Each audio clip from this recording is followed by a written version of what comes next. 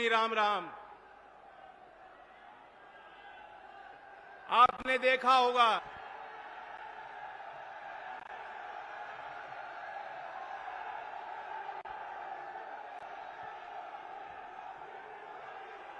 आज मेरठ की क्रांति भूमि, वीरों की धरती, किसानों की धरती, चौधरी चरण सिंह जी की कर्मभूमि पे आयोजित चौधरी चरण सिंह गौरव समारोह में आदरणीय प्रधानमंत्री जी विराजमान हैं।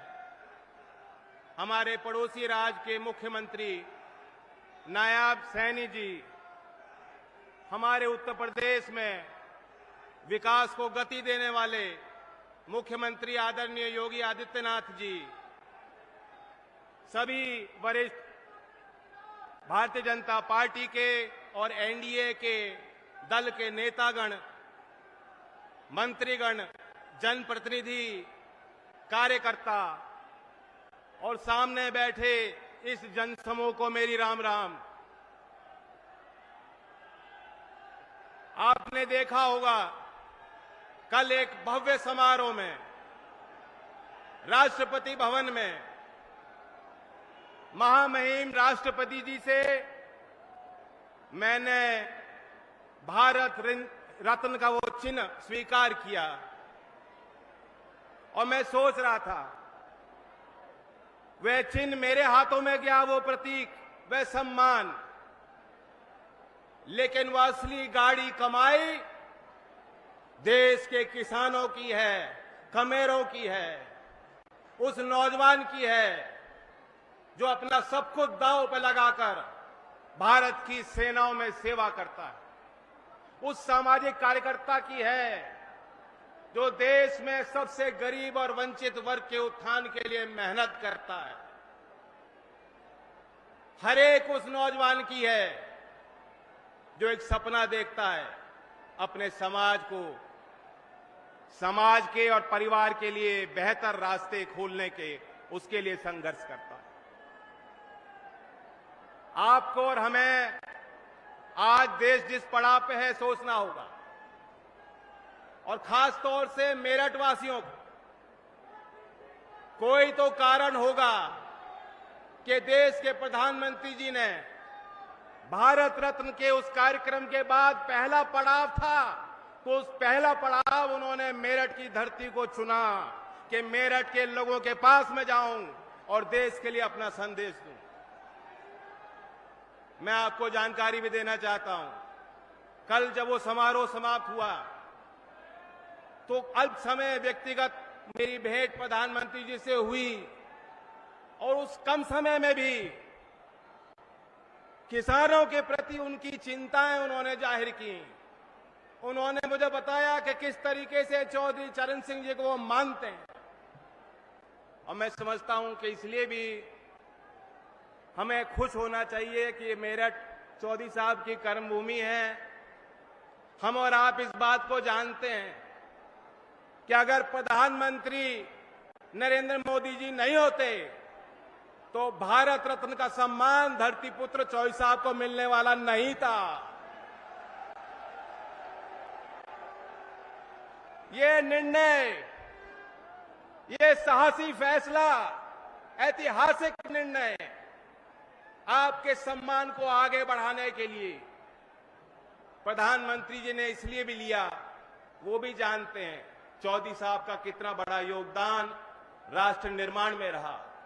वो ये भी जानते हैं कि चौधरी चरण सिंह जी गुजरात को अपने आध्यात्मिक और राजनीतिक जीवन शैली की पीठ मानते थे।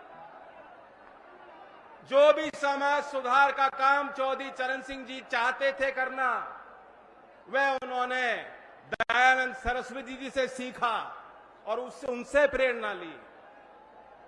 हीरो वर्शिप एक मॉडर्न टर्म है। यहां भी मैं बैठा बैठा देख रहा था, प्रधानमंत्री जी का नाम सारे लोग बार बार, एक गूंज उठ रही थी, उनका नाम बार बार नौजवान ले रहे थे कि नहीं ले रहे थे? फिर सुनाओ, ले रहे थे कि नहीं ले रहे थे? ये भी एक गहरे विश्वास का प्रतीक है, इसे हीरो वर्शिप भी कह सकते हैं। इस हीरो वर्शिप से चौधरी चरण सिंह जी भी अछूते नहीं थे। एक ऐसे नेता थे जिनको चौधरी चरण सिंह जी अगर आदर्श मानते थे, वो थे सरदार वल्लभ भाई पटेल।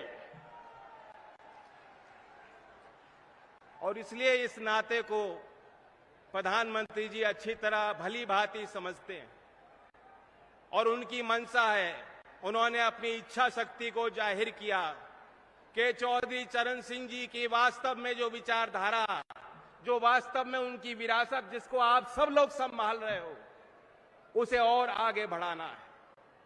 चौधरी चरण सिंह जी 2-3 विषयों को लेकर बेहद गंभीर होते थे। बहुत कम समय में मैं उल्लेख करना चाहूंगा। नंबर 1 क्या था? करप्शन, भ्रष्टाचार। जिस तरह तालाब में अगर एक कमल का फूल कहीं खिलता है, दूर से दिखाई देता है, दूर से उसका सौंदर्य एक कमल के फूल का दिखाई देगा कि नहीं देगा आपको? एक तालाब में एक फूल अगर खिल रहा हो। चौधरी साहब यही मानते थे कि जो नेता होता है, जो बड़े पद पे बैठा है, बड़े पदभार को संभाल रहा है, उसकी नैतिक जिम्मेदारी होती है। भ्रष्टाचार ऊपर से लेकर नीचे तक जाता है। अधिकारी भ्रष्ट हो सकते हैं, कर्मचारी भ्रष्ट हो सकते हैं, लेकिन जिस दिन सर्वोच्च पद पे बैठा व्यक्ति भ्रष्ट हो जाएगा तो कोई उपाय नहीं। एक किस्सा मैं चौधरी साहब का बताना चाहता हूं। हमीरपुर जिले का 13 मार्च 1962 की तारीख, चौधरी चरण सिंह जी गृह मंत्री थे। वहां सर्किट हाउस पे रुके हुए थे। रेडियो का कार्यक्रम चल रहा था। चौधरी साहब ने सुना कि उन्हें पद से हटा दिया गया है, उनसे मंत्रालय ले लिया गया है। गाड़ी सरकारी उनके लिए खड़ी थी। लखनऊ उनको लौटना था। उन्होंने ड्राइवर को कहा, मैं सरकारी गाड़ी में नहीं बैठ सकता, इस गाड़ी को वापस आप ले जाइए लखनऊ। ऐसी ईमानदारी चौधरी साहब की थी। और आज हम देखते हैं, गंभीर आरोप के बाद भी, जेल की सलाखों के पीछे रहकर भी सत्ता के सुख को लोग भोगना चाहते हैं। तो चौधरी साहब की उस ईमानदारी को याद करते हुए और उसमें जो कड़ियां जुड़ी हैं, हमने देखा है 10 वर्ष में क्या कड़ियां जुड़ी हैं। जो राजीव गांधी जी कहते थे कि 1 रुपए का सरकारी योजना का पैसा धरातल पे कितना पहुंचता है? 15 पैसे पहुंचता है। आज हम देखते हैं केंद्र सरकार कोई निर्णय लेती है, कोई प्राथमिकता बनाती है, कोई योजना बनाती है, कोई निवेश करती है, तो सीधा लाभार्थी के खाते में पैसा जाता है। मैं पूछना चाहता हूं, यही तो चौधरी चरण सिंह जी की ईमानदारी का प्रतीक है। यही उनके ईमानदारी और नैतिकता का बढ़िया उदाहरण जो सरकार करके दिखा रही है। और फिर चौधरी साहब जातीय भेद के खिलाफ थे, लिंग भेद के खिलाफ थे, और वे चाहते थे किसान, क्योंकि उस समय के देश में गांव और किसान देश की जड़ों में था। मुख्य धारा में अगर किसान नहीं खड़ा होता, गांव का विकास नहीं होता, तो देश आगे नहीं जा सकता। उसी उद्देश्य के साथ एनडीए को ताकत देने के लिए हम उम्मीद करते हैं कि मेरठ अपनी बड़ी भूमिका को अदा करेगा। 2014 में भी प्रधानमंत्री जी ने चुनावी अभियान की शुरुआत मेरठ की इस धरती से की थी। और आज हम सब लोग मिलकर बहुत उम्मीद के साथ आए। मेरठ अकेला जिला ही नहीं, कई क्षेत्रों को प्रभावित करता है। लोकदल वाले लोग जानते हैं कि चौधरी चरण सिंह जी आपसे चंदा लेते थे मेरठ के लोगों से और ओडिशा तक चुनाव लड़ते। तो जहां मेरठ तय करेगा, तो जो नारा दिया है उत्तर प्रदेश की 80 सीट और देश के अगले चुनाव में 400 पार का नारा पूरा हो जाएगा।